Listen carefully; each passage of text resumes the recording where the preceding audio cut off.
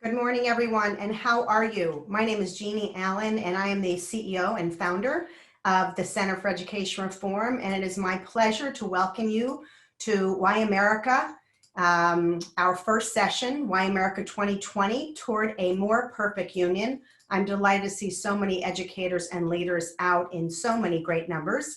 And before we get started, I just wanted to take a quick minute and make sure that I share with you our Why America page on the Center for Education Reform's home screen, which hopefully you are looking at right now. We developed this amazing program in concert with our dear patrons and supporters at the Diana Davis Spencer Foundation, who are with us today, to whom we are grateful for all of their support in helping over the last 3 years to bring great lessons and thoughts and thought leaders and experiences in history to teachers around the country.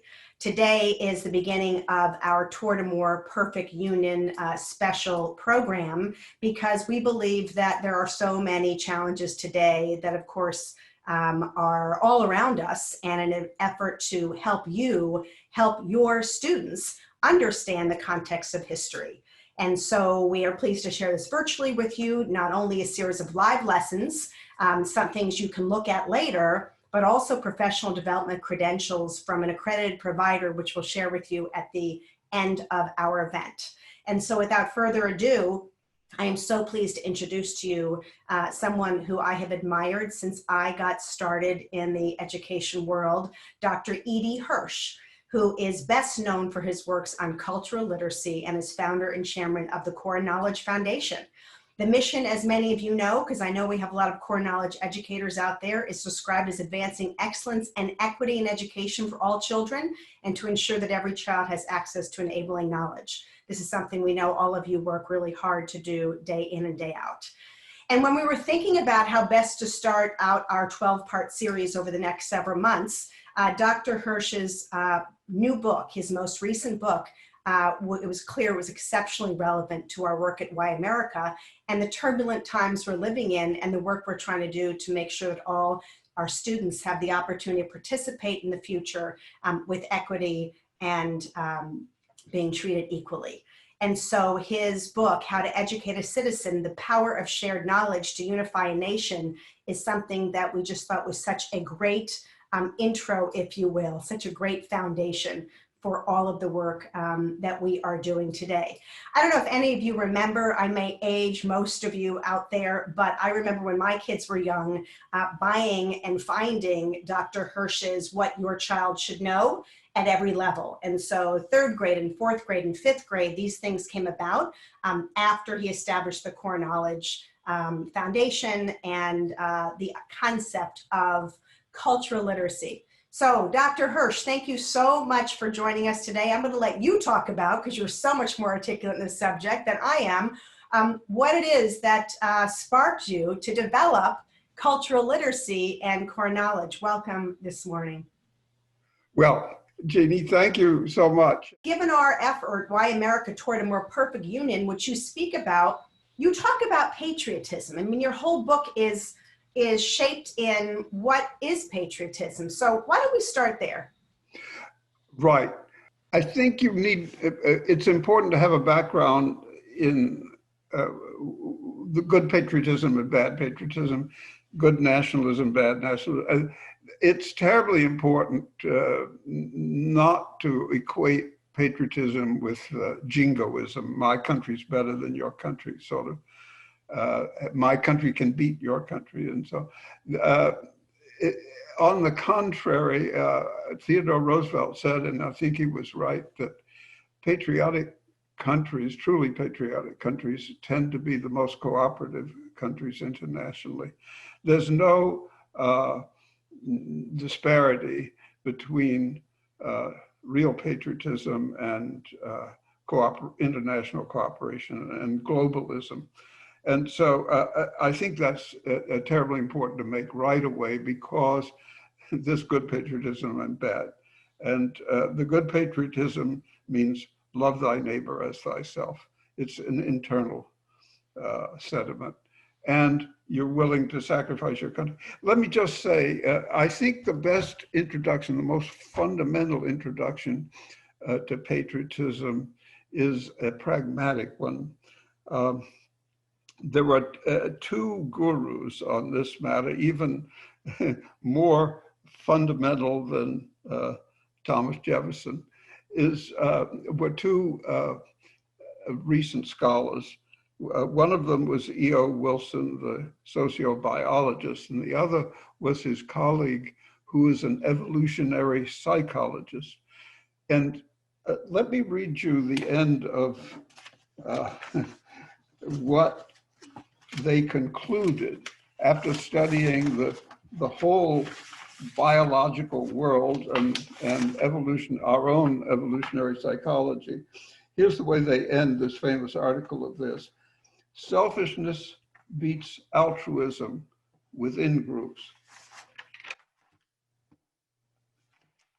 Altruistic groups beat selfish groups.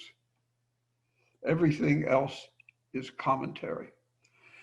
And these two features in human psychology are, of course, a result of this evolutionary process where people have both altruism and selfish motivations. And patriotism is an emphasis on the altruistic. And that, because if you want your group to thrive, altruism, love thy neighbor as thyself, is the dominant feature of patriotism. And Dr. Hirsch, you say in the book that also it's a sense of belonging and allegiance, a sense that your country is worth promoting. And quoting Theodore Roosevelt, you said it kind of means to stand by the country. And so today's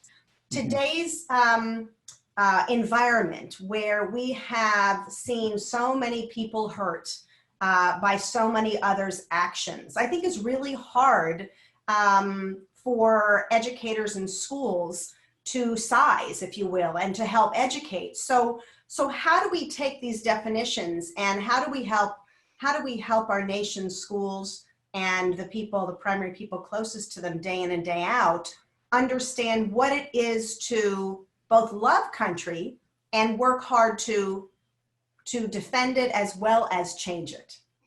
Well, it requires an emotional commitment, and that's why elementary school is so important.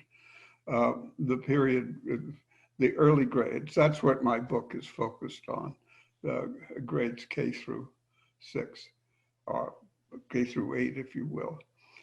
And that's what the core knowledge is focused, my foundation is focused on, because it's there and then that you form your gut allegiance. And as you well know, the Pledge of Allegiance isn't even recited now in some schools, some advanced thinking schools, because of a reaction against the jingoistic kind of patriotism. And there's a tremendous emphasis on the past racial sins of the United States, which are worth talking about and doing, but it's even more important to do something about the racial inequalities, which is to have good schools where there is not the disparity in reading ability between Black students and white students in these early grades.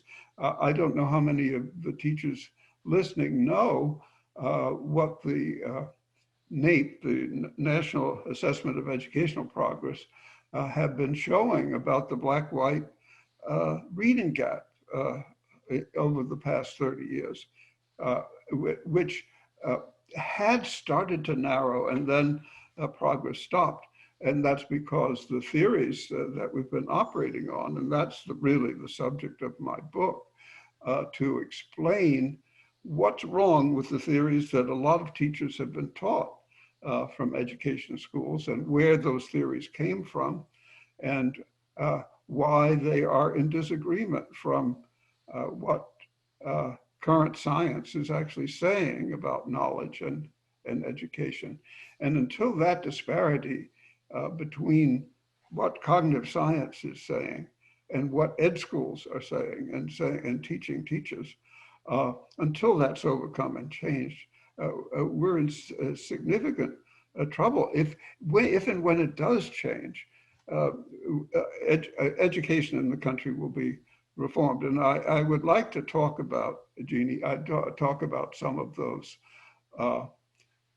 scientific issues, because they're absolutely fundamental. The founders were very clear on what we call, let's call it the Wilson thesis, that altruistic groups are necessary. They're the only strong groups. So they're the only groups that survive. And our founders also paid a lot of attention to the Roman Empire, if you look at their writings, because the Roman Empire didn't survive, it imploded. And by the way, that's also the fate of empires since. The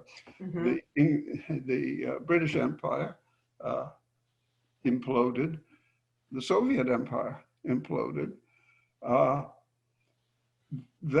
That's because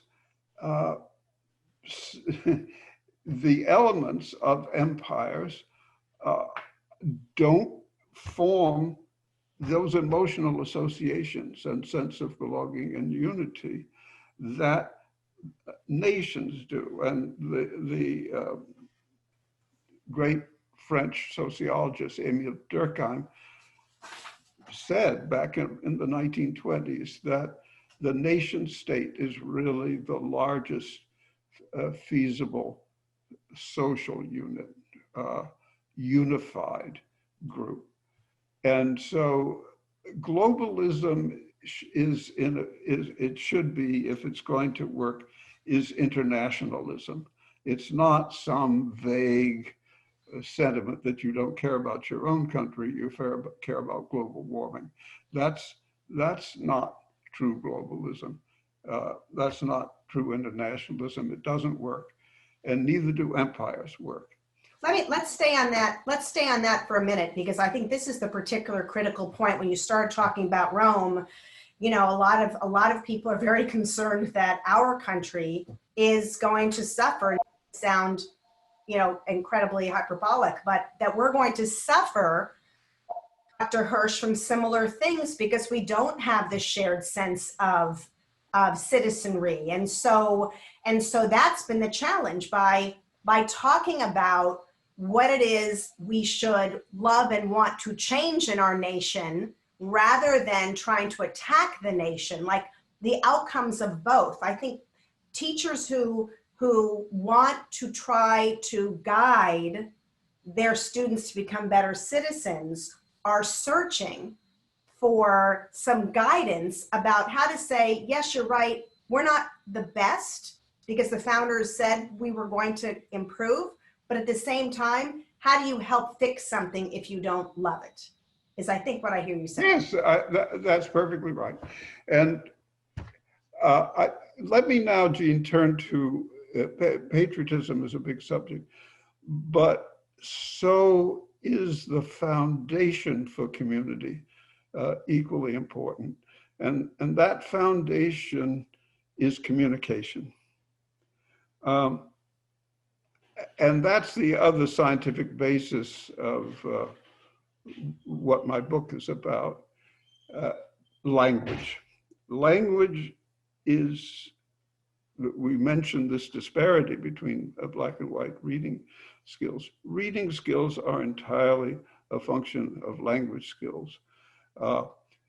Language is dependent on background knowledge. And one of the big discoveries, since the 1970s, in cognitive psychology and psycholinguistics is that to understand language well, you have to know the same or have the same relevant background knowledge as the people you are conversing with or writing for. So reading ability turns out to be knowledge ability, knowledge-based. And that's the particular technical point that our elementary schools have to bear in on. To start it off, I mentioned in one context, in one of the talks I gave, the the reason we have such big heads and make birth so difficult for human beings is that evolution has figured out that we needed that big storage facility, because that's what the neocortex is, which is the big part of the brain. We need that storage and learning ability in order to become active and effective members of the tribe.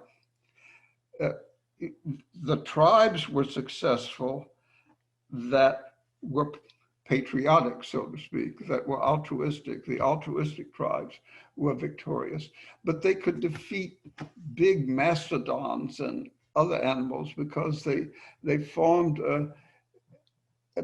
a large organism based, that's what a society is a large organism that's cooperating with each other. And for that, you need very good communications.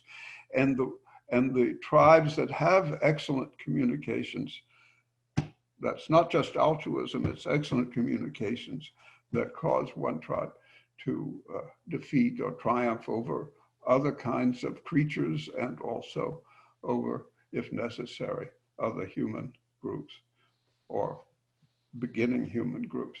So evolution gave us these big heads primarily to function, to make the communicative function work. And that's because it turns out that language is only efficient. You can only have efficient communications if you don't have to explain everything when you say something. I took the example of Polly put the kettle on, we'll all have tea. That's fine for people who have similar background knowledge and know how those things are connected. Why?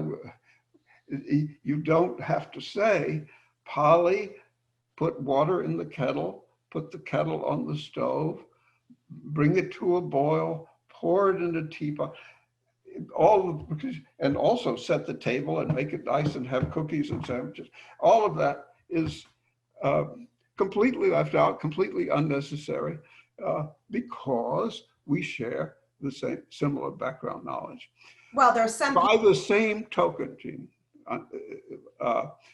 it's also the case that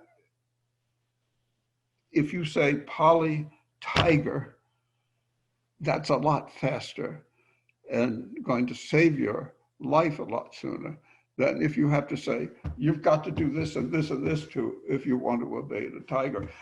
Evading the tiger becomes part of the tribal lore. So to finish my point is the critical function of inducting a child into the tribe, of giving a proper and good education to a child, is to learn the tribal lore that makes these communications between people possible. And that lore is different for different tribes. And it's incumbent on our educational leaders to reach agreement about what that most important tribal lore is in the United States, so that people can communicate with one another. And so everybody has an equal chance in the country. There's an issue of equity, there's an issue of social effectiveness. So much depends on commonality of knowledge. And I think when I remember you first coming out with cultural literacy and this notion of Polly put the kettle on, which many people may not have heard of, there's two thoughts about it in schools and in around theory and politics. One is, we don't use that anymore, no one should learn it. It kind of reminds me of the debate on the SATs. Once again, this year, the SAT scores declined. As you point out, that actually starts in second and third grade. It starts with lack of language skills. Some people say we don't need it, we should just get rid of it because it asks questions that aren't relevant anyway. You speak about having a common language, and why is that important to citizenship? Why is that important to our goal here today, which is to help expose people to different ways to help educate your students and put context in and maybe improve how we look at today's environment of challenge and protest? because when you talk about that communication and language, I'd love for you to kind of share why that base of communication, like when you talk about communication, what does it mean to be able to better communicate? How could that maybe change the violence today that's going on? Well, let me answer that question with some further scientific uh, uh, issues. And that is, uh, since commonality is necessary to communication, you need to teach that which is common in your society already. You can't reinvent. People say, for example, well, what Hirsch is promoting is just Anglo white culture. And that brings me another scientific issue, as it were, and that is the racialization of culture is both an ethical and a practical and a technical mistake. The most recent science here is the discovery that the human brain, the part that is operative in schooling, which is again this large neocortex, that turns out to be the great John Locke was right, and our current education schools are wrong in thinking that there's any inherent relationship between who your parents were, who your ancestors were, what your skin color is, and what your ethnicity is. That word ethnicity is highly misused. It's been racialized, and it's misused because this big brain is a blank slate. That's what John Locke said in the 17th century. And it's what influenced our early education. And just to see how it correlates with my book, which you kindly mentioned, I'll just read you the series of chapters on that point. It says the first part is the decline of when our schools abandoned commonality, we became a nation at risk. So that's clear. Well, and it explains why we abandoned commonality from the standpoint of international history. Then part of the reason we became a nation at risk and abandoned commonality was that child-centered education is incorrect in its, Piaget is incorrect. It's no longer believed. That is this developmental idea that there's something in the child which determines how the child should be educated. So part two is science debunks child-centered education. And part three, the rather in your face kind of heading, is called American ethnicity. Will the common school make a comeback? And that term, American ethnicity, has to be understood, has nothing to do with race. Ethnicity itself has nothing to do with race. It is because this neocortex, this brain, is highly plastic, whether the baby is white, black, yellow, red, it does not matter that those neocortexes are all the same in that they are a blank slate. And this brain research is extremely important, and when it is really fully exploited, what the scientists call the plasticity of the cortex, or cortical plasticity, it should rewire our own minds, it seems to me, about what education should be. The whole notion that we are forming an American, that was what the founder said. That's what Noah Webster believed, that we should make our own American ethnicity. That's what the nation was for, and everybody could belong to it. And the great Frederick Douglass was a leader in advocating that cause. As a paradox. One of his speeches, he talked about America being a composite nation. That was a new idea because nation, the word natio, has to do with birth. It's where you were born or how you were born. And so people associated ethnicity with birth, with lineage. That we know now is totally incorrect. A child is anything that it grows up to be taught. And ethnicities are taught, languages are taught. Ethnicity is chiefly a language function, a language community. And finally, let me just say my final technical point, Gene. I know that it may be the ideological side is tremendously important, but you don't want to fight reality. And that is the notion of a nation or even a classroom as a speech community. That's a technical term in the psycholinguistic work, which is absolutely critical, I think, to understand. That is, if a nation is a speech community, then these communications between people and who have the same background knowledge can understand very efficiently. In the classroom, the same thing holds. If you make your classroom a speech community, then all the children in the class will be able to understand what you are saying, what is going on in the class. That is not true in American classrooms today.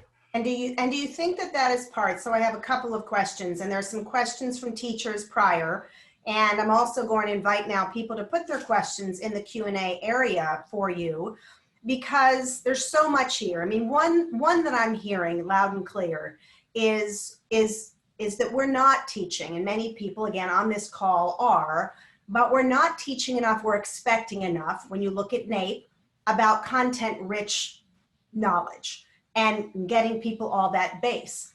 Is that one of the reasons, or why, in your estimation, do you think it's so hard for us, if we're supposed to have, if a nation is bound by communication, if a nation is bound and prospers and benefits everyone when we love it and understand it, how is it that we don't have these discussions today? Why is there such polarization about how is the best way to communicate and protest? You know, we started our series, Dr. Hirsch, as I shared with you, talking about how protest and First Amendment rights are what makes America distinctive.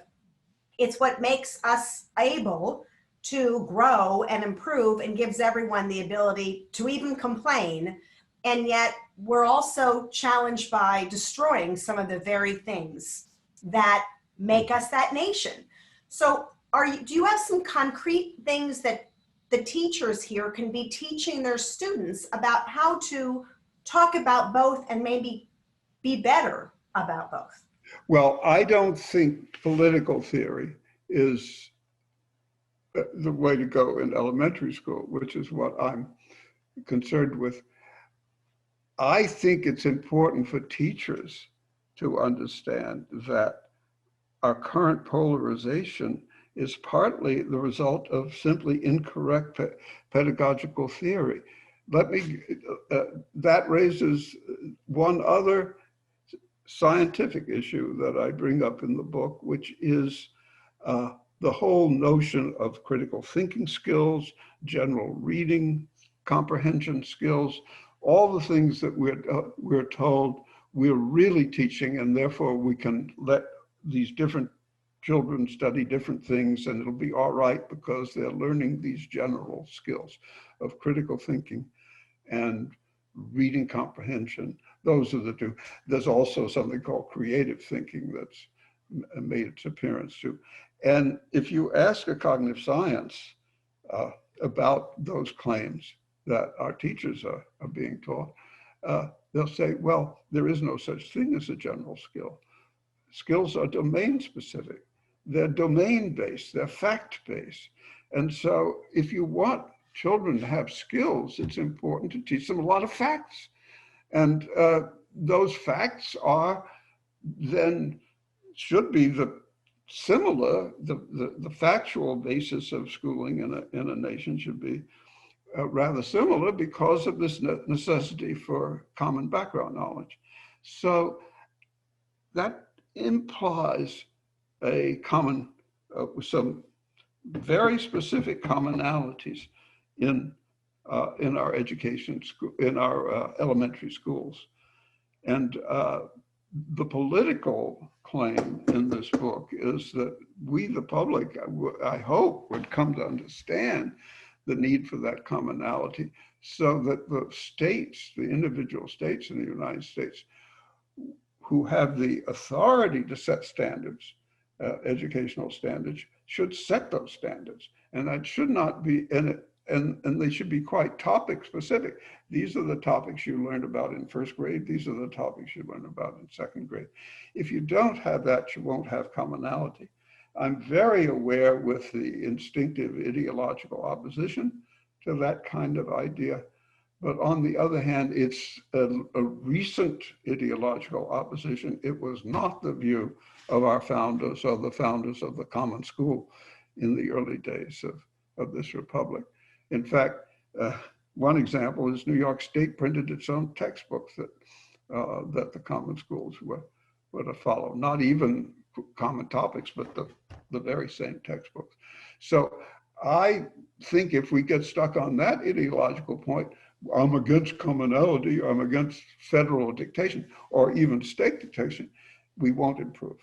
There's got to be a contrary push for topic commonality, right, grade by grade.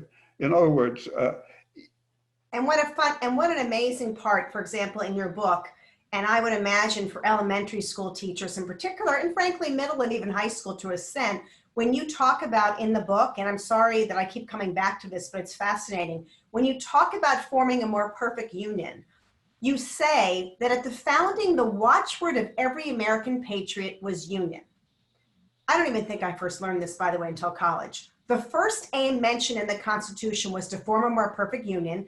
It was a central theme in our Federation of States. It's been a central theme in the debates over the Constitution. Streets were named Union Avenue, Union Street, Union Park. And then you talk about Daniel Webster's great speech. I mean, these were not things about the Union versus the South in the Civil War. These were fundamental focus points. So how do we change? How do we help students learn this? And to what extent does this help us guide our behaviors going forward? Well, it's the reason I wrote the book. I think there has to be a change of mind and a willingness to not only to see that union is better than confederacy. I think that's a rather interesting a general point going back to the Wilsons, that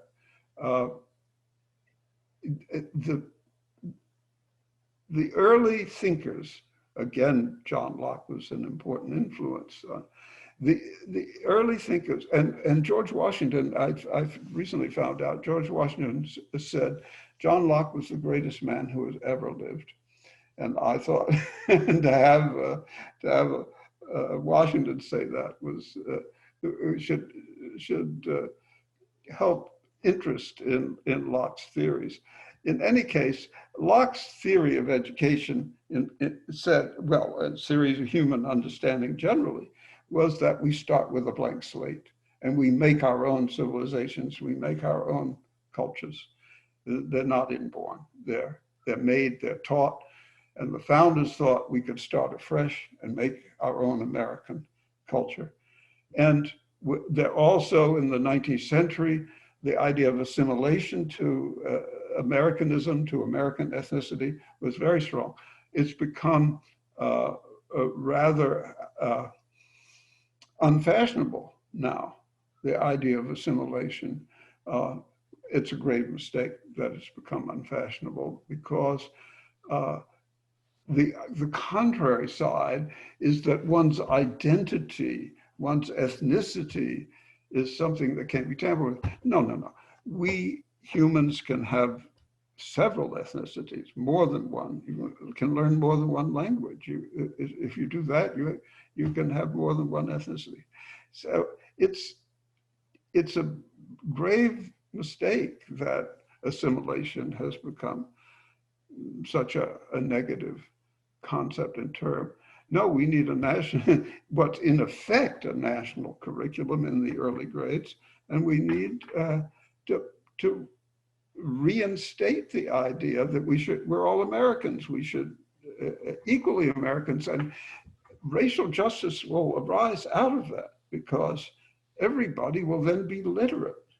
We'll be able to use the language effectively and read effectively, and our schools just on an absolutely objective basis, the decline of our rankings of our elementary schools from what used to be actually at the top in the 40s, the adult literacy, and we were number one. And the decline, which was recorded in A Nation at Risk in the 80s, calling it a nation at risk, was dramatic. And we have declined since. Yeah. And to continue that pattern is simply unacceptable. Well, and I think part of why, when you say national curriculum, people go, no, because they imagine that the 1619 project would become the curriculum. They imagine someone more powerful special interest than common sense. So I don't think you're saying that the federal government should impose. You're saying there should be agreement, just like there was agreement in our early days, I think.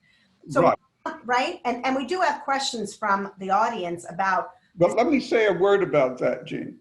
I think that since the states have the authority, it's the people of the state should demand that their legislature and government tell us what we should teach in first grade. So it's the topics, and it doesn't have to be the entire curriculum, but just what the common topics are, because that enables children to move from one school to another. It's for the sake of the children and the country. This is what you need to do, and you'll take a lot of flack when you do, but that's what we put you in for, is to take a lot of flack and do what's necessary for the good of the country or your state. Right. Okay, now that's what were you about to say? So let me tie three questions together.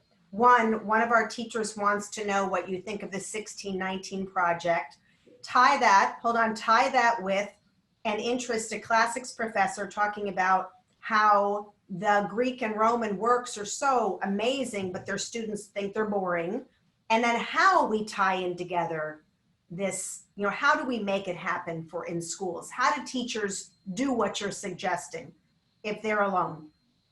Well, look, if you, going back to what I just proposed about, if you look at the core knowledge sequence, that was something that teachers as a group, experienced teachers, essentially helped us write. This is a very good thing to teach here, and so on. And there was enough memory of the old ideas, the pre-child-centered ideas of schooling in those teachers that it's worked. I mean, the actual results of teaching a curriculum like core knowledge is actually, from a practical standpoint, so superior. And I think the answer for the sort of ideological controversies about what that curriculum should be, and is it too dangerous?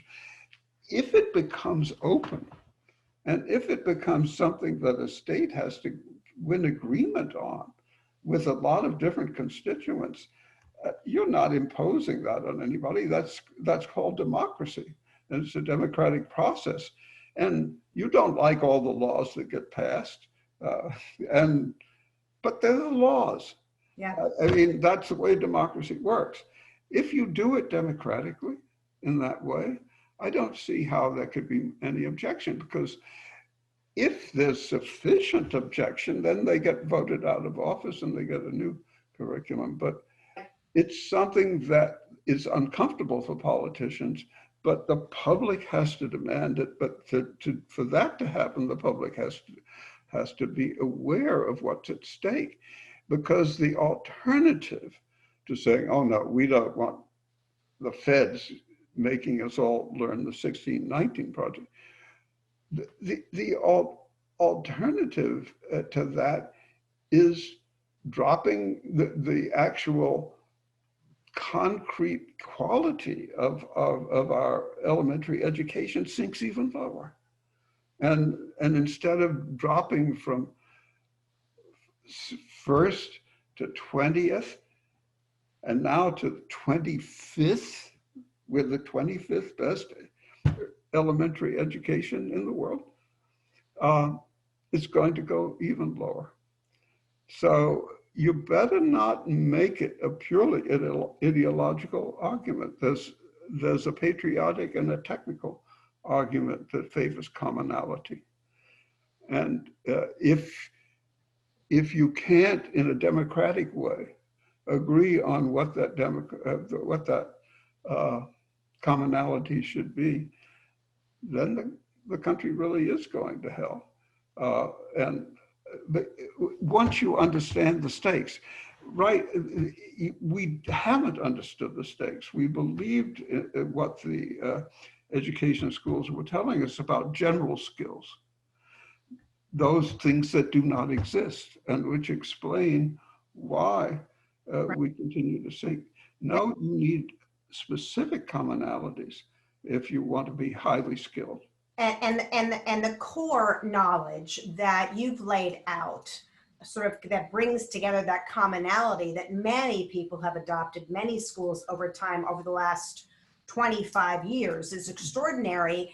But there's been this tension, as you've described, as we've sort of pushed back on this theme. One of the teachers in the group, Virginia Max, talks about, so the grievance groups have pitted us against them, and the idea of one nation becomes anathema to this notion of this as a plurality. So I guess what you're saying is it has to go back to, while we need to push state legislatures, it has to go back to the classroom and the teachers teaching those common themes, that commonality. Let me say a word about equity in that regard. It's not just that the nation needs commonality. It's also that the disadvantaged student needs to be a member of the classroom speech community.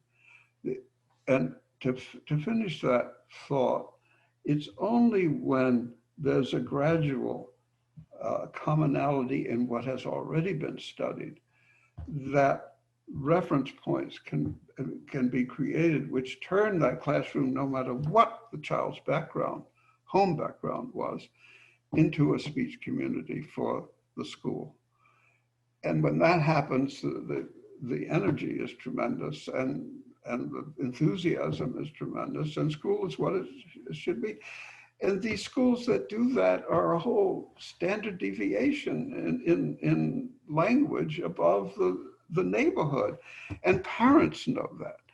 Now, it mustn't be left entirely in the hands of ideologues. I mean, parents know. The example of the schools in the South Bronx, Jeff Litt's schools, which, as I say, do 30 points better in language skills than nobody leaves. The parents that want to leave, he can only take in the 130 students who can enter the kindergarten of his 7 schools. And 20,000 parents each year, 20,000 families are applying to those schools. Only 130 can get in. And that's, but you know, it's a sort of lottery system. And the same thing happens, by the way, with those happen to be charter schools. It's core knowledge charter schools, but there are also core knowledge regular schools which perform just as well. The distinction is not charter regular. That's a school is a school. Right. And the issue is the curriculum and how coherent it is. How coherent. That's the way to overcome disadvantage. Is another question, let me tie in too. Is multicultural education consistent with your idea that we can have multiple ethnicities? And would the 1619 project content work just as well as traditional history, as long as we all agree it should be common knowledge? I have to say, I don't know what's in the 16. I keep hearing it mentioned. And I've obviously, in my innocence, I've been up here dealing with theory and science and so on. So I haven't actually looked at the 1619 project. But I will say this, if it is something that the rest of the country is totally unfamiliar with, and this new generation, which is learning these things, is completely unfamiliar with what the rest of the country doing, then that's not going to work, is it? Because it needs to be intergenerational. You need to be taught, you need to talk to your elders so that any change, I don't know what's in, but it can't be a whole year's worth. Is it? I mean, how is it a whole history curriculum? Because there's a hell of a lot of history that ought to be learned. That isn't just the 1619. I take is when the first slaves arrived on these shores, Sure. and that story needs to be told. But I don't see that it takes up the whole curriculum. There's a lot more to be learned, and so is this really? Is it a real argument? Does anybody say it should take up the whole curriculum? You know, I think it's advocates would argue that it's an attempt to help factualize, quote unquote, the intentions and the real history of our history. And for example, and we're coming up on October, and this is an important topic to me as an Italian American, Columbus statues being toppled, or the fact that Lafayette Park, for example, in Washington, D.C., the site of the First Nations first protest, within earshot of the president, is closed to the public because so many people try to pull down statues. And is that, you're talking about the statue of Abraham Lincoln and the figure of the slave? And that's another one, but then in Washington, Jackson, and even Rochambeau and Lafayette. So well, I think these probably the actions of there was a warning that oh dear, I forget, one of the Democratic presidential candidates was warning the self-righteous side of the Democrat protests against patronizing people who didn't agree with them. And that is a real danger that's a danger of the arrogant young, I would say. And this is what happens. And of course, those extremists they would annoy me. Arthur Schlesinger wrote a wonderful book called The Vital Center. And we have to put up with extremists, but in a democracy, the only thing that really works is the vital center, because you have to accommodate a diversity of views. But that goes back to what I was saying about the curriculum. I mean, pulling down statues, particularly from people who don't know much history, is pretty ridiculous. However, I am personally delighted to see the statues of R.E. Lee in my little town of Charlottesville be moved, and I'm hoping that Governor Northam, our governor, is going to have that statue of Lee removed.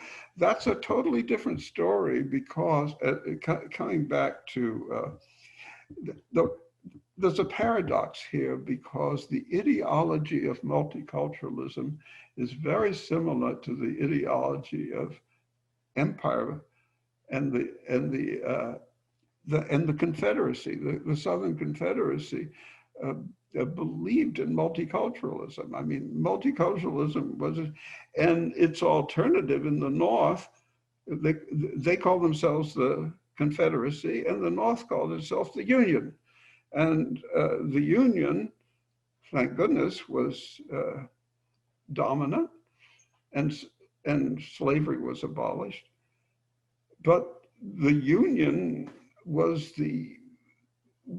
what permitted real multiculturalism to occur. And interestingly, the advocacy of plurality, which is what the Confederates and the ancient Romans and all people who didn't achieve unity experienced. And George Washington called it factions. Factions will destroy a democracy. And but that's why you have to work all these issues out through this democratic process I just mentioned, but they should be worked out in the open. And and let me ask you this, and it's such a great way to start closing down democracy. Factions are what ruin democracy. Do you want Americans to know who Robert E. Lee was and study him at afar in a museum rather than have him in this town square? Or do you want him removed from history? Obviously, I just want him studied. But that's part of deciding what the curriculum is. And I'm very happy to have authors disappearing and to have, it's hard to say I'm happy to have history distorted. That I don't like the idea of falsifying anything. Because that gets us into trouble. And by the way, I should say a word about that, because a lot of education research is second-rate research that falsifies the real issues. And so right now, for you teachers who have been indoctrinated with child-centered education, I would say it's important to look at the distinction between what's being said about, for example, constructivism in cognitive science and what is said in teacher training institutions. Constructivism is completely debunked in cognitive science. The idea that you should encourage novice learners to figure things out for themselves is extremely insecure and unsound way of teaching young children. Teachers are so important. Teachers and content are so important. Yeah. Dr. Hirsch, stay with me for just a couple of minutes. I want to make sure that I do two things. One is I'm hoping that we will be able to twist your arm to do some interactive work with our teachers in the coming weeks, and that everyone out there will go and get your book, because I think maybe their core work over the next several weeks, whether it's virtual or on the ground, can be around your book. And what you've done for us today is just giving us a slice of how we need to think about education is extraordinary. So I thank you. I want to introduce Dana Van Dynes from Cred Ed, because Cred Ed is going to help give credit to people who attend programs like this. And so if the tech folks from our webinar can give Dana the floor, she can come on and talk a little bit about that. Good morning, Dana. And then Dr. Hirsch, I just want to just thank you before we turn to Dana so much for joining us and sharing this with us. I could do this all day, and I'm so grateful to the hundreds of educators who joined us today and are committed to making sure their classrooms are places of excellence and equity. Thanks, Jeannie. It's my pleasure. Thank you. Dana, welcome. Tell us a little bit about Cred. Hey, thank you. Good morning. What a great way to start the series. So it was really exciting. So I'm here just to let participants know. I think they're going to be pretty excited to know about their access to Cred Ed, to our platform. It's an online learning community. And so we are a global organization. So what participants today are going to receive is an email that's going to help them access this information, where they're going to have access to thousands of courses of professional development on demand, be able to create a digital portfolio, and join an online community where we're going to be able to participate and have events similar to this. And I think the best thing is that if they opt in for your series, they're going to be able to earn those CEUs if they want them. And they'll be able to go back and review these videos. We know that like this was a lot to take in an hour this morning. So being able to go back and rewatch it and reflect on my practices, I think are really exciting. So we are just excited to welcome folks into the CredEd platform and look at the opportunities they have for global accredited certifications and things like that to expand and upskill during obviously these challenging times that we're having across the country. Dana, thank you for that. And I also want to just say as an add-on, whether it's the continuing education credits or in this day and age of increasingly technology-based education, I envision that courses like this and programs like this we're delivering will in fact become recognized and valuable even as you go and get and improve and get your master's or get hired elsewhere. And so we're committed to making sure that there are programs for educators that truly codify in-depth knowledge and not distorted history. And it's our role here to make sure that Why America becomes part of the landscape of what teachers learn and teach over time. So thank you for that. Really appreciate that. Ladies and gentlemen who joined us, our hour is up in a minute too long. We are so grateful to you all for attending, participating. You have our email. We will let you know what else you need to know about the coming program, but Why America will continue twice a month through the end of January at least. And our next program coming up will be announced in the next couple of days. So thank you again for joining us. And please let us know what you thought and how we can help make your lives better and in the classroom. And you have our gratitude and commitment to help you achieve your goals. Thank you for what you do for our kids. Bye, everybody. Have a great day.